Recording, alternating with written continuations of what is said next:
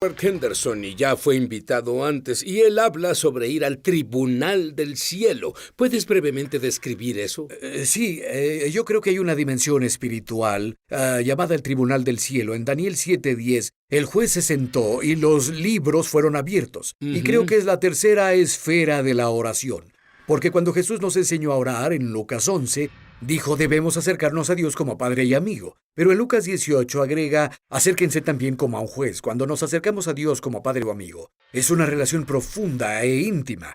Pero cuando vamos ante Él como juez, se requiere mucha reverencia. Personas están sanando que nunca sanaron antes. Es una revelación asombrosa. ¿Cómo te la mostró Dios? Bueno, salió de mi desesperación y necesidad. Inicialmente tenía un hijo atrapado en depresión y que no solía deprimirse. Estuvo así por 2 años. Y tuve que luchar una batalla en el campo de guerra, en oración, por así decir. Pero de pronto el Señor me susurró y dijo, llévalo a mi tribunal. Y cuando hice eso, con los límites del entendimiento que tenía en el momento, de acuerdo a Romanos 8:26, la Biblia dice, cuando no sabemos cómo orar, Él nos ayuda. Y comenzó a ayudarme. Y Él me guió durante el proceso en el tribunal del cielo. 1 semana y media después, mi hijo llamó y dijo, papá, ¿puedo hablar contigo? Y dije, por supuesto. Y él dijo, no sé qué pasó. 1 semana y media atrás, toda la depresión se fue. Estaba completamente libre, completamente libre. Bueno, oyes esto en todo el mundo, en verdad, de esa revelación. Pero esta última, en realidad, me llega. Pero para entenderlo, dime sobre los libros en el cielo. Sí, de acuerdo con Daniel 7, verso 10, la Biblia dice, el juez se sentó o entra en sesión, está lista para proceder en sesión. Y los libros fueron abiertos. Y hay muchos libros en el cielo, toda clase de libros, pero uno de los libros principales son los libros del destino. Encontramos eso en Salmo 139:16, donde David dijo, viste mi embrión, lo que creo que es el ADN de quienes somos. Estaba escrito en un libro y todas las cosas que fueron luego formadas. Todo estaba escrito en tu libro antes del inicio del tiempo, y lo que las personas no entienden es que tenemos que alcanzar nuestro destino divino para que el propósito de Dios se cumpla en la tierra. Cuando todos somos como el cuerpo de Cristo... Es una sinfonía. Sí, cuando logramos nuestro destino, Él logra su propósito. Bien, ¿cuál es el problema? El problema es que el enemigo usa cosas legales en la esfera espiritual para evitar que lleguemos a nuestro destino. Por eso, Daniel 7:10 dice, el juez se sentó y los libros fueron abiertos, tomará actividad de un juzgado para lograr que lo que está en los libros se aplique en práctica en la vida real. ¿Cuál es la estrategia mayor del diablo? ¿Cuál usa más? Él usa 3 áreas básicas para trabajar en nuestra contra. Primero, en Lucas 22:31, dice que Jesús dijo a Pedro, Satanás desea tenerlos. Bien, esa palabra desear literalmente significa que demandó ponerlos en juicio.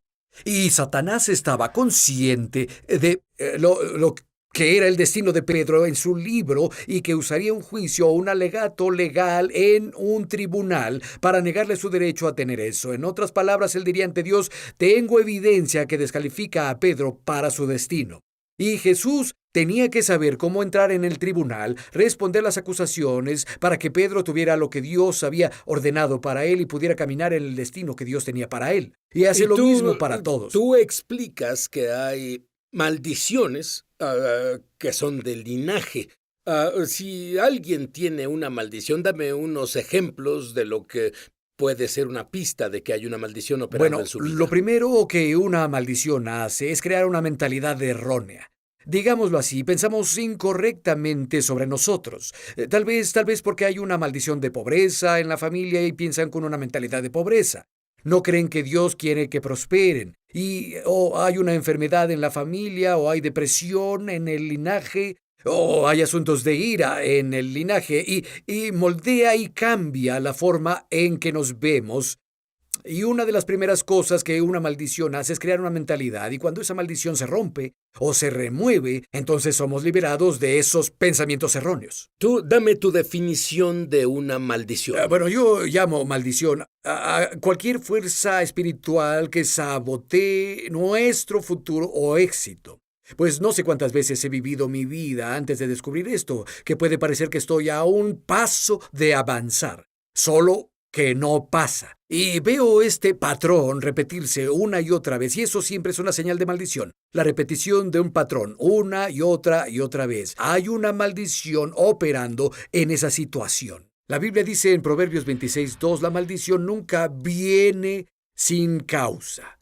Dice que es como aves volando alrededor, buscando dónde aterrizar. Dice que la maldición debe tener una causa. La palabra causa implica que encontró un derecho legal para operar contra ese linaje, y por eso ver ciertos tipos de actitudes, comportamientos, enfermedades, depresiones o lo que sea, pasando de generación en generación sin poder llegar al destino ordenado por Dios. Brevemente, tú tenías una maldición en tu linaje que, de no haber sido manejada, el diablo hubiera evitado que estuvieras sentado en esa silla hoy. Absolutamente, pues descubrí que la timidez era una maldición. En mi linaje familiar, mi papá era muy tímido, mi hermana mayor era muy tímida, y hacia atrás, yo era tan tímido que cuando mi esposa y yo salíamos, ella tenía que pedir por mí.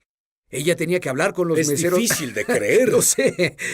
Ella tenía que hablar con el mesero o mesera por mí, porque yo era tan penoso y tímido, y yo no quería hacer eso. Y descubrí, solía pensar que era solo un rasgo de personalidad. No, era una maldición. Si no la rompía, no hubiera podido ser un ministro, un orador. No habrías alcanzado tu destino. Así es. Cuando volvamos, quiero ver que esas maldiciones, esas cosas de linaje, de iniquidad, se rompan en tu vida. Ya volvemos.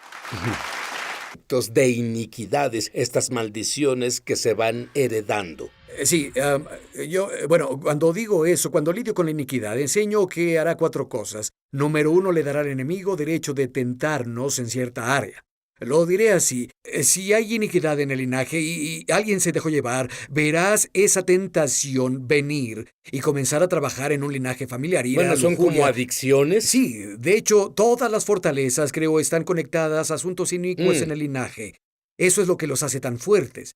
Y la segunda cosa es que la iniquidad formará nuestra identidad. Rápidamente, en Isaías, cuando Isaías 6, en la gloria de Dios, él dice: soy muerto, ay de mí, debo ser destruido. Realmente es lo que dice. Pero cuando su iniquidad fue limpiada, él dice: heme aquí, envíenme, soy un profeta. Su identidad cambió por completo una vez que el asunto de iniquidad fue resuelto en su vida. Y la tercera cosa que hace es desviarnos de nuestro destino. El enemigo usa la iniquidad para sacarnos del camino a lo que Dios en realidad escribió en nuestro libro. Y luego la cuarta cosa es que usa la iniquidad para armar casos legales en nuestra contra. Muy bien. Dices que hay una clave principal para deshacer estas iniquidades. Sí, creo que por reconocer o revelación. Yo le digo a las personas cuando ven en su linaje familiar, yo digo: tú debes ver a tus padres, a ti, a tus hermanos y a tus hijos. Vas a ver iniquidad o patrones de iniquidad en esas 3 generaciones. Así que no necesitas una gran revelación, solo hay que observar lo que sucede en tu vida y en tu familia. Decir: Señor, nos arrepentimos por esto. Y tú que estás esto. molesto con tu familia, en realidad son pistas para que tú y tu familia sean libres. Así es. Pero luego de hacer todo lo que sé hacer, digo: Señor, si hay algo más que deba saber, ¿podrías revelármelo? ¿Qué es lo que Él hizo por mí? En verdad trajo la revelación a mí de asuntos que el enemigo usaba legalmente y que evitaban que alcanzara mi destino. Bueno, ¿qué hay de alguien que dice: una vez que nací de nuevo, las iniquidades se han ido, terminado, sí? No tienes fe, Robert. Sí, es como, oigo eso muy seguido, pero lo que digo es esto. Cuando Jesús murió en la cruz, fue la transacción legal más grande de la historia. Eso fue lo que fue la cruz. Fue un veredicto dado, y esto es lo que digo: un veredicto que no se ejecuta actualmente no tiene poder. Y en Juan capítulo 16, la Biblia dice: cuando el Espíritu Santo venga, Él convencerá al mundo del juicio, porque el gobernador de este mundo fue juzgado. Dicho así, Él nos revelará que cuando Jesús murió en la cruz, hubo un veredicto contra el diablo, pero es el poder del Espíritu Santo quien nos fortalece para ejecutar ese veredicto actualmente, y así obtenemos el beneficio de todo por lo que Jesús murió. Es lo que hacemos en el Tribunal del Cielo. Hay una historia interesante que compartes sobre tu bisabuelo. Tuviste un sueño sobre él. Nunca lo conociste o no sabías nada de él. Nada. Y yo estaba en un periodo de frustración porque por décadas vi promesas rotas en mi vida, personas que me prometían cosas y luego no las cumplían. Y una y otra vez esto pasó. Y estaba tan frustrado. Bueno, en medio de eso tuve un sueño. Y el Señor en el sueño me dijo que mi bisabuelo, por negligencia, hirió a alguien. Y que había ahora como resultado de eso un juicio contra mí. Y cuando desperté, entendí de inmediato lo que el Señor me decía. Él me decía, hay un veredicto contra ti en el tribunal del cielo. El enemigo tiene un caso en tu contra por la negligencia de tu bisabuelo. Y tenía que comenzar a arrepentirme de mi negligencia, la negligencia de mi familia, pero en especial la negligencia de mi bisabuelo. Y cuando hice eso, de pronto una liberación vino y un nuevo destino llegó a mí. De hecho, el Señor me dijo, Él dijo, la negligencia de tu bisabuelo robó el sueño de alguien. El enemigo ha usado eso como un derecho legal para robar tus sueños. Muy bien, si no hubieras soñado eso, ¿podrías haberte deshecho de la iniquidad? No lo creo. Creo que en ese caso necesitaba revelación divina Y tú del Señor. orabas por eso. Y oraba por eso. Yo decía, Señor, ¿por qué este patrón se repite tanto en mi vida? Y el Señor me dio este sueño para ayudarme a saber por qué. Puedo decirte que viene una libertad para ti. Hay una respuesta viniendo a ti y estás a punto de cumplir tu destino. Quiero que Robert te explique brevemente cómo ir al tribunal del cielo y legalmente deshacerte de los cargos en tu contra y esas iniquidades. Ya volvemos. Tu esposa, ella no necesitó un sueño o revelación. Fue obvio que hubo ataques contra las vidas de su generación. Explica. Bueno, yo estaba de viaje como siempre y tuve un sueño vívido donde mi esposa estaba parada ante mí, pero detrás de ella estaba su tía que había muerto. Murió hace 20 años y supe que en el sueño la tía era parte de la nube de testigos de la que la Biblia habla y nadie la vio más que yo. Mi esposa me decía, me pongo más y más fuerte, pero su tía parada detrás de ella tenía sus brazos cruzados y movía la cabeza comunicándose conmigo. No, se pone más y más débil y morirá prematuramente. Y supe que era un engaño del diablo, que el diablo decía, encontré un derecho legal para llevarme a tu esposa prematuramente. Y sabía que debía ir al tribunal del cielo a deshacer ese derecho legal que él exponía en el tribunal que tenía. Entonces lo hicimos, rompimos el poder de la muerte prematura y su madre murió a los 58 y su abuela murió a los 40. Así que estas maldiciones dan un derecho legal hasta que tú legalmente lo rompes. ¿Es esto algo místico? Dime, cuando vas al tribunal del cielo o es solo un acto de voluntad? En realidad, un acto de fe. Dije, Señor, sé que eres un juez y vengo ante tu tribunal. Y entonces yo lo que hago es decir esto, Señor, me acerco a ti como juez y te pido que la corte se abra. Y continúa, Señor, abrirías el tribunal y de pronto la atmósfera comienza a cambiar. Y luego cuando entro... Oí tu mensaje sobre esto y sentí la atmósfera cambiar cuando hiciste esto. Sí, así es asombroso para mí. mí. Lo sentí y la atmósfera cambió. Sí, cualquiera puede hacerlo, porque Dios nos da acceso por la sangre de Cristo a este lugar. Y dije, bien, Señor, que el tribunal abra y yo entro y yo... ¿Tienes miedo de este juez? No, en un sentido terrorífico o tormentoso. Verás, aunque tienes reverencia, yo creo que el arreglo es con el juez. Sí. Creo que el juez es el padre. ¿Tú qué crees? Así es. Él nos busca para que pongamos la fe en lo que Jesús hizo. Cierto. Y presentamos el caso en base a eso, y eso le da el derecho que necesita para liberar el veredicto a nuestro favor. Y yo digo, Señor, presento mi caso, y una de las cosas que hago cuando digo, Señor, solo vengo ante ti, de acuerdo a Romanos capítulo 12, y me presento ante ti como un sacrificio vivo. Si hay algo en mí que necesita ser arreglado, Señor, humildemente me someto a ti. Y tal vez deba arrepentirme por solo unos momentos si permití cosas en mi vida, pero finalmente me permite estar ahí por lo justo que es Él. Porque es su justicia la que me brinda acceso a ese tribunal. ¿Puedes ganar cada vez? Puedo ganar cada vez. Me gustan esas probabilidades. Puedes llevar A todos los televidentes, audiencia de Internet y la audiencia del estudio, al cielo y Por guiarnos en supuesto. oración. Bien, hagámoslo. Amén. ¿Les gustaría eso, audiencia? Sí. Amén. Padre, solo al estar aquí frente a ti, solo quiero pedirte que tu tribunal se abra, Señor, ahora. Venimos humildes ante ti y te reconocemos como Dios, el juez de toda la tierra. Pero decimos que el tribunal se abra y, Señor, por fe ahora, aún al ver las puertas abrirse, Señor, entramos a tu tribunal y venimos. Muchas veces veo una mesa que está ante el trono, y el trono normalmente para mí está muy alto.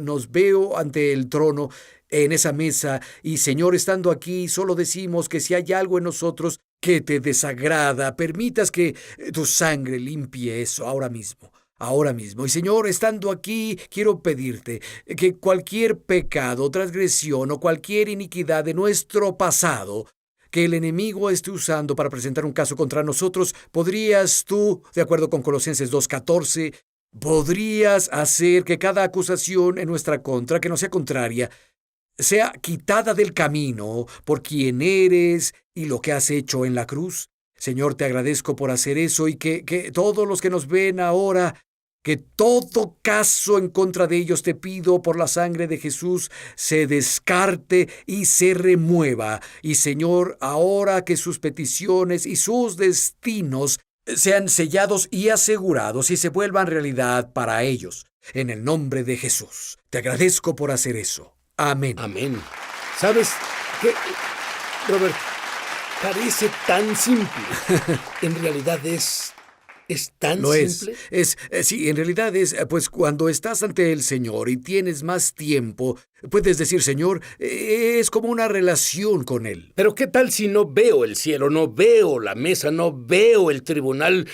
¿Funcionará igual? Sí, porque por un largo tiempo no veía nada y obtenía grandes resultados. Y era cuando dije, Señor, quiero ver. Yo he oído y he sentido toda mi vida espiritual, pero, Señor, quiero ver. ¿Abrirías esa esfera para mí? ¿Me dejarías ver? Y al postrarme por fe, estoy consciente de eso, pero no tenía que tener eso. Podía solo moverme por fe basado en lo que veo en la palabra de Dios. Dices que Moisés es un gran ejemplo de esto. Explícalo brevemente. Bueno, Dios dijo a Moisés, quítate del camino, estoy harto de Israel, voy a eliminarlo. Lo recuerdo, no estaría aquí hoy si no fuera por Moshe Rabbeinu. Y Moisés le dijo al Señor, Señor, no puedes hacerlo. Él dijo, tu propósito está en ellos, tu reputación está en ellos, dirán que si los destruyes, que pudiste sacarlos, pero no pudiste llevarlos. Y él dijo, eres un Dios que cumple pactos y serás acusado de no cumplir tu pacto y romper tu palabra. Entonces, en base a 3 cosas, Moisés presentó un caso ante el tribunal. Él nunca... Y tal como Moisés hizo eso, presentamos un caso ante el tribunal. Así es. Bien adelante. Sí, así, pero el caso de Moisés en el tribunal se basó en el propósito de Dios, no en la necesidad de alguien. Y les digo a las personas, cuando entres al tribunal, debes presentar casos, tantos como puedas, basados en el propósito de Dios en el asunto, no en tus necesidades. Tal vez vayamos ante el Padre y amigo con la necesidad, pero en el tribunal, si presentamos un caso basado en los propósitos de Dios, Señor, tu propósito se encuentra en esta persona, en este niño, en esta situación. Dame un ejemplo. Alguien tiene un hijo moribundo. ¿Qué es lo que le dirías? Le diría, Señor, este niño tiene un destino escrito en los libros del cielo. Si este niño muere, entonces tu propósito en este niño se perderá.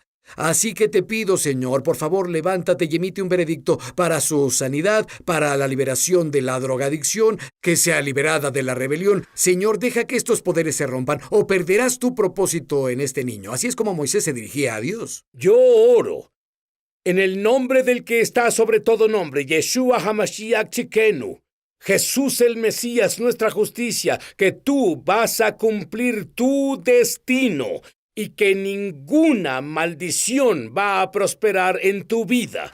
Amén.